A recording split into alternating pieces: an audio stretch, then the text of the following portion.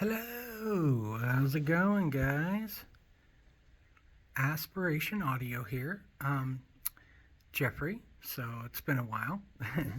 um, I just wanted to chat at you about the things I have done in my theater here. And so, hold on, let me get my signature hat on. I'm just not going to be the Jeff everybody remembers if I don't put my hat on. Isn't that better? Yes, of course it is. All right, so anyway, I have done a lot of work here. I've had some people help me because I've been in a real bad spot lately, so with the brain cancer and everything else going on. But I wanted to update everybody. I thought, well, hey, why not make a video? As blind as I am, sometimes I really screw up videos. So that was probably one of the reasons why I haven't put on a video for a while. But since I'm here, let's go ahead and chat about some of the differences. Let me go ahead and... No. There we go. Okay. Switching to rear camera. Okay, there we go. All right. Maybe even clean it off. There we go, in case that makes any difference. All right. So, I put up another thing of lights here. So as you can see, there's one in the back there now, which wasn't there before. And so you've got three, one over here, one over there, one over there. And my nephew hung those up for me because I've had some real balance issues. I thought that me getting on top of something was going to be a real bad idea. So, yeah, I didn't do that. Also, on my GoFundMe page, someone donated $100 toward my goal, a good friend, Lacey, and that was pretty awesome. I thought, what? That's cool. So, anyway, I'm going to come over here and talk about, for a moment, these speakers, because oh my god, right, like they're the bomb. Woo. Okay, so right here we've got, of course, the T-refs. I did something to these in here. If you know anything about the golden ears and the whole history,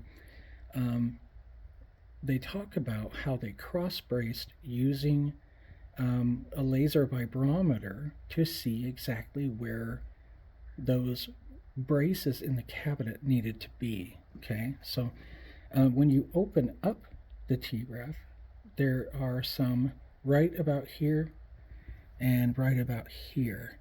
What I did was I went into the top base, into the top base driver area. So I took that driver out and I went in there and I put some sound deadener that's usually used in like car audio stuff, and Dynamat's like the king, but I found another company that uses almost the same material. So somehow, because the only other things you'd find on the market besides a Dynamat is stuff like compressed cotton. So somebody somehow got a hold of the recipe and did a little something different to it and is using it. And I found that online. I thought, hey, I'm going to give it a try.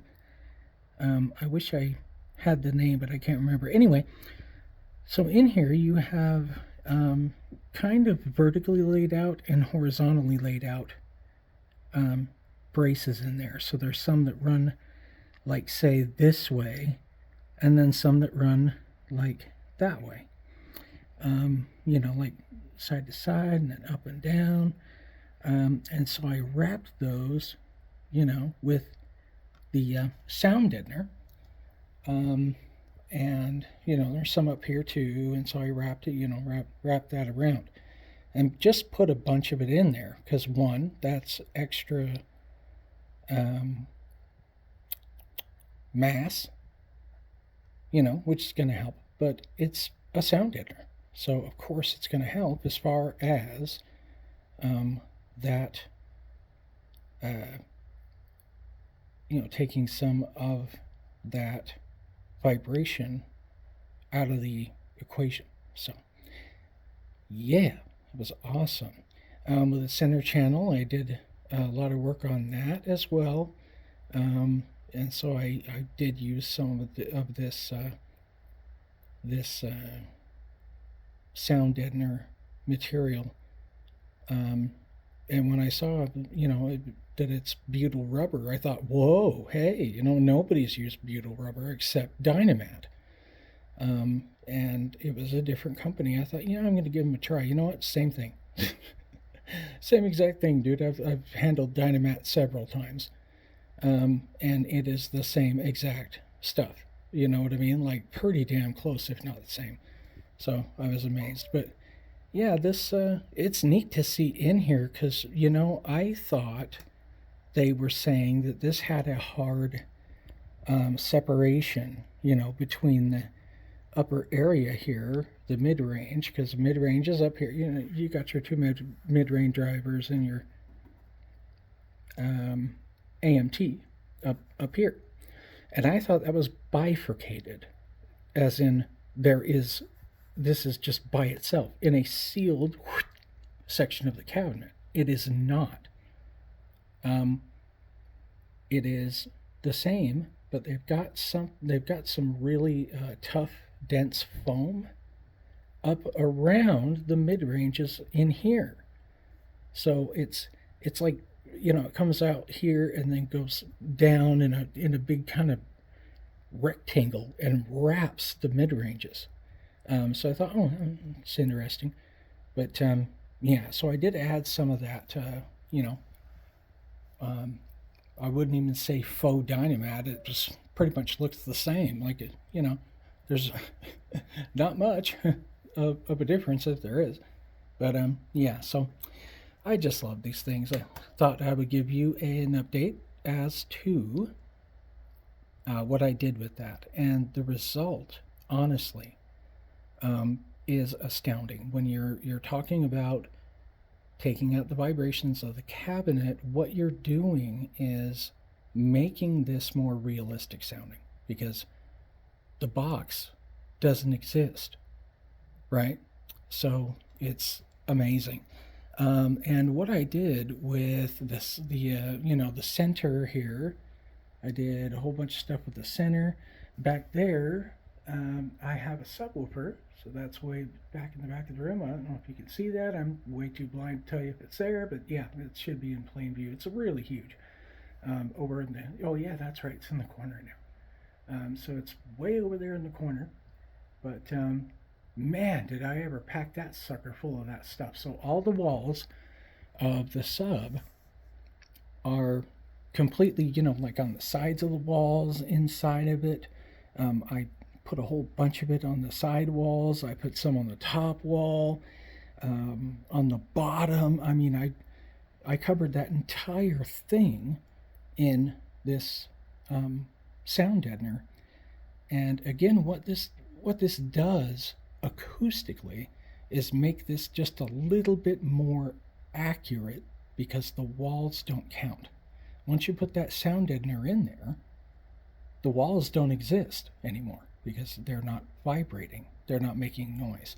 Of course, there is a cross brace section in there, and I did, of course, sound deaden it. There's like a cross bracer that it kind of comes across the box like this, so it's horizontal, and then like a vertical piece in between the two big old ports that you could stick Arnold Schwarzenegger's arm in there. No, don't do that. It hurts. Anyway, so yeah, it's pretty cool. And I did that, wrapped that all the way around with that, again, sound deadener. And that is especially on the already existing cross braces. In this one, that's what I wanted to hit most especially, because they already determined where those vibrations are best canceled out with the cross bracing. So further canceling that vibration is the perfect place to start, if anywhere else. So yeah, that's what I did, um, and it made huge acoustical differences, huge. So I am so grateful for that donation, and it helped a lot. That was about 60, about $70, given taxes and all, on Amazon. And here, matter of fact, let's just walk in my room here. It's probably going to be a weird video. I don't know if the stuff is on there. I don't know if the name is actually on this box, but this is the box. Well, I mean, yeah, I stuffed a whole bunch of crap in this box, so that's not like the stuff that was in it. That's a bunch of stuffing I took out of some of the other crap I got. So I murdered a great deal of pillows to do that. This, let me see. I don't know if you guys can see that, but maybe there's a, looks like there might be some sticker telling you what brand that is, and I'm, again, I'm way too blind, but that's the product that is. So great stuff. Again, indistinguishable from Dynamat. Much cheaper. I would have, for the same pack, I would have paid like $200. So yeah, ridiculous. But that is what I did, and I just wanted to get that out there. I'm so grateful for the donation, and thank you very much. So that's the end of the video, but thank you. I will try to get more content as soon as I can. I appreciate every single like, dislike, subscribe, comment. Hey, give me both barrels. I don't care.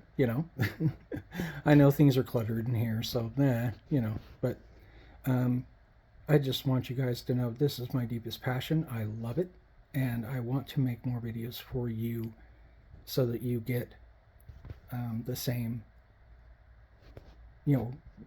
content and more educational type videos, or just showing you stuff. I would have filmed the inside of there, but that was kind of hard. I didn't know how I could keep a hold of the camera and sit there and repair, well, not repair, just upgrade the towers there with that deadener. So I didn't. It was weird, but lots of fun. I mean, pretty cool to see the inside of those towers. Really neat. So, I thought there was a bifurcation. There wasn't.